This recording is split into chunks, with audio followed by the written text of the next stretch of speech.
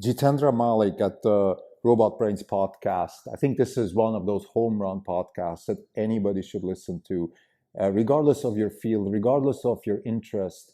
Jitendra is a thinker, he's a researcher, and he's an incredibly interesting human being. He's got texture, and he's got very inspiring thoughts. So the takeaways for us here at Orange Capital Partners are geared towards AI, which is really the investment we have through Tesla and Nvidia. And what Jitendra says is, for example, here's a quote: "What matters is what cats can do, not what logic can do."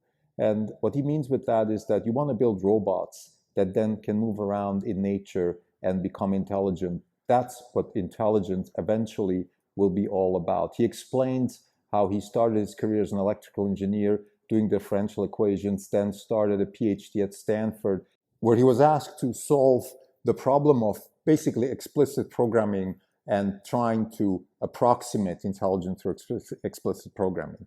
And then he apparently had a beer overnight with Rodney Brooks somewhere in Stanford at a pub at 1 a.m., which I don't quite understand which pub at Stanford can be open at 1 a.m., but that's a different story.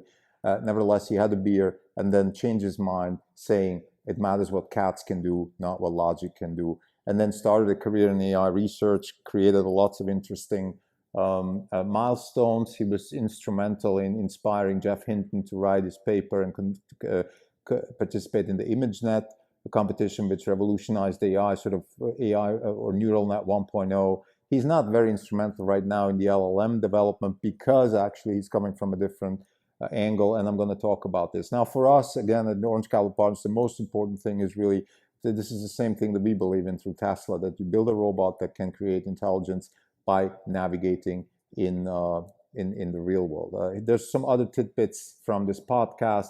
For example, he talks about small science and big science. The small science is good for exploration, big science for exploitation. I find that very interesting. This is also in the context of should we have large companies doing a business or just startups? So that's interesting. Now, another quote is where he talks about, he says, computer vision exists for something, right? Computer vision on its own has no purpose. Like having a good classifier, having a good something is not really important. What's important is what you do with it. And for example, robotics is a great application for computer vision. So what's the application? I think I want to expand also in a couple of different directions here. What he's also talking about is how GPUs were instrumental in building the revolution of AI. And I think it's very important to talk about some of the interesting material science research that's going on right now. For example, just one example, at UC Santa Barbara, there's people that work on very, very soft tissues, which could be used for accentuators and touch sensors for robotics. So you need to have developments in other fields that can come together and create much better robots, for example. So we need other fields, and sometimes the technology is ready, sometimes it's not. I think this is really, really important because it depends on other innovations. For example, Jitendra talks about the necessity to build a robot, let's say a cat robot, let's say, that has to be able to fall all the time. So you need some sort of soft material that can constantly fall and get up and keep getting up. This is, let's say, what humans are. Humans are like that. So these are very important tidbits. It's a 1-hour conversation between Peter Beal and Jitendra. So of course, this is not going to change your life in any way. You have to have a lot of background knowledge and understand what he's talking about. But nevertheless, for people that have that kind of background knowledge, or even for people who are just waiting to be inspired, this is definitely a conversation you want to listen to. This is Not Even Wrong podcast. It's August 21st, 2023. This is Delco. Since the last update, we're up 18%. The market is up 1%. For the year, we're up 100.8%. The market's up 15%. We're outperforming by 85.8%. I want to jump right into the conversation. I'll talk about the markets maybe tomorrow. What I want to discuss here again is Jitendra Malik. He's an unbelievably inspiring professor at the Peter Beal podcast. Highly recommend. I'm going to put the conversation in the show notes.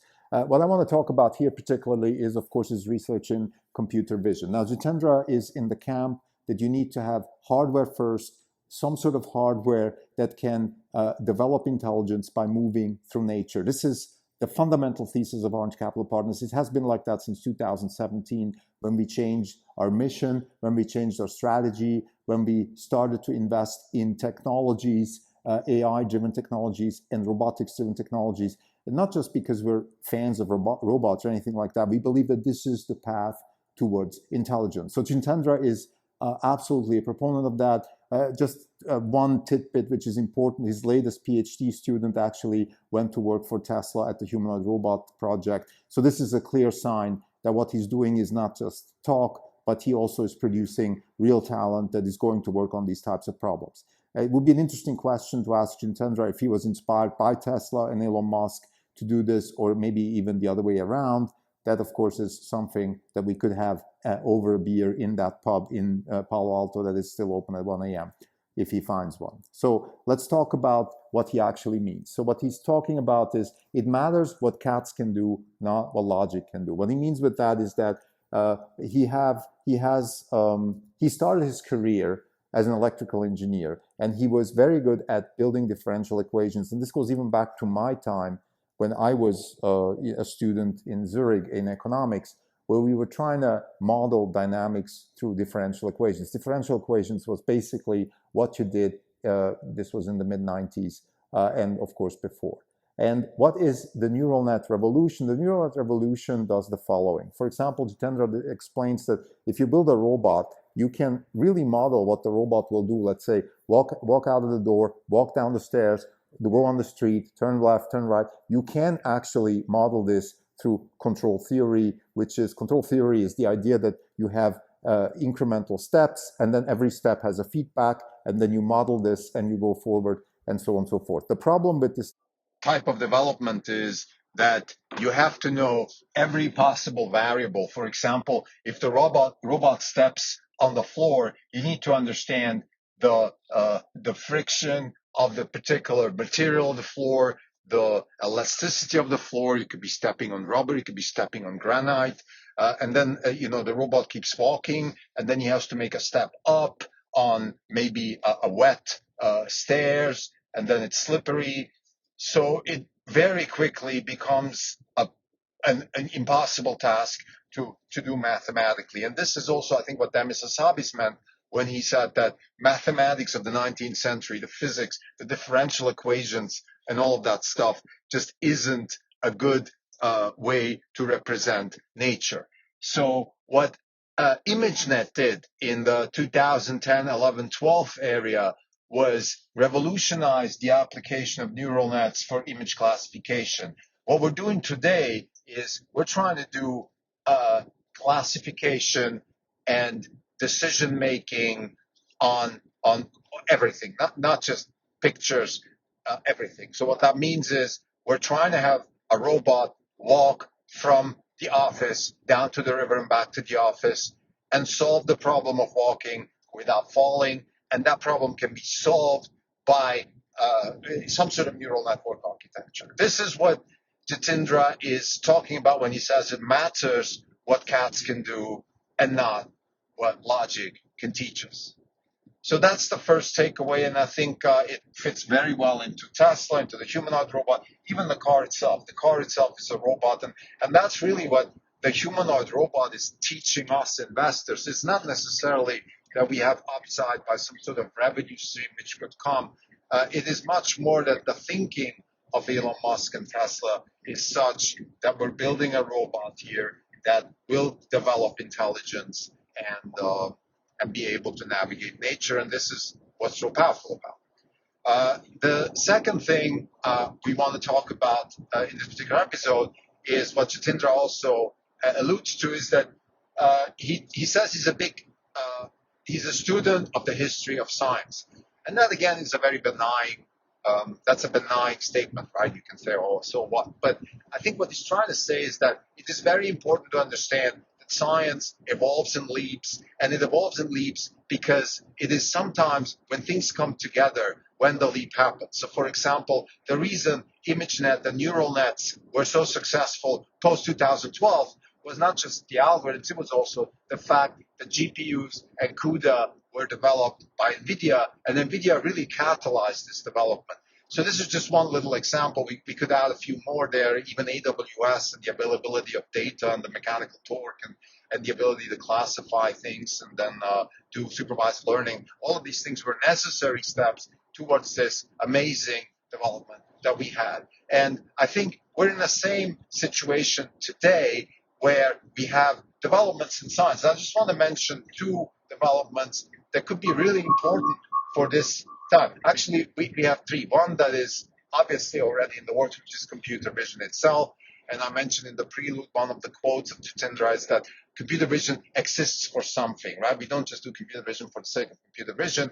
It exists to see. What does it mean to see? It means to classify nature. The robot has to be able to see where it's going so it can start making decisions based on its memory, its nodes, or its weights that it has. It has to know that whatever is in front probably looks like what is ice, and it remembers that when it's on ice, it's slippery, so it has to do certain things to avoid falling.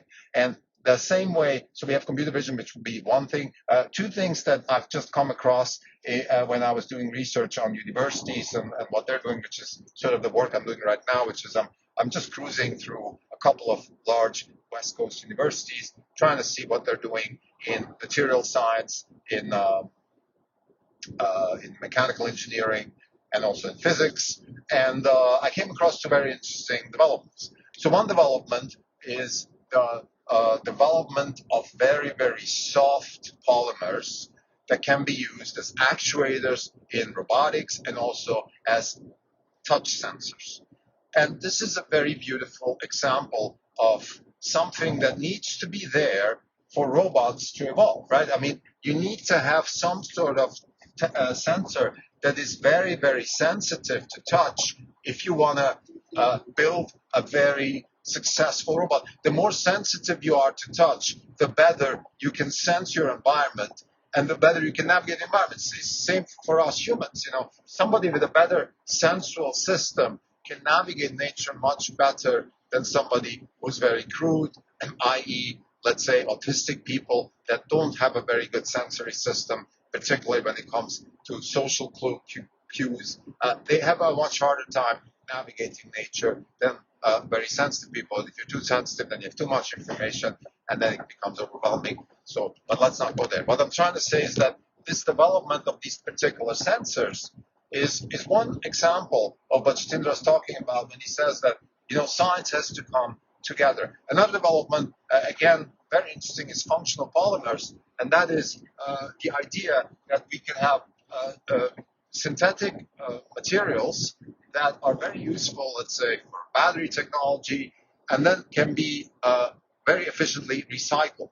And the way you can do that is you can have some sort of dormant, substance, let's say something, an enzyme maybe, that is in the material that can be functionalized or called upon and on demand when it's needed. And then, let's say, the robust structure, which has been typically the strength of the material, now turns into the strength in recycling. So let's say the robustness of the material goes away, and it's now a weak material. It can be recycled very easy. So this is just one example. Of course, when I'm doing this type of research at university level, what they're doing, this is really very, very upper sort of 30,000 foot view type stuff. So I can't go into details. I'm just trying to get a sense for what's going on and also help my son make decisions of which university to go to and what professors to work with.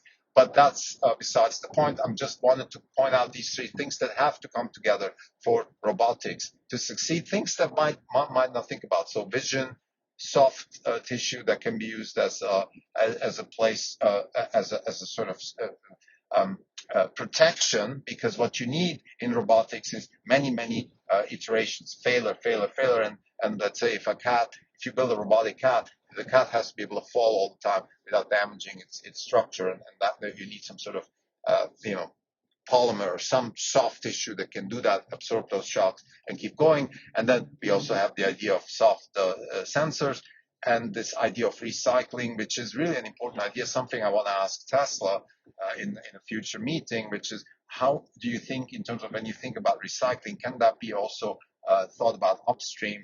So we don't just think of recycling as something that happens after the product's used, but also before the material is even produced for the actual use. Can it already have some functionality that can be then activated when it's recycling.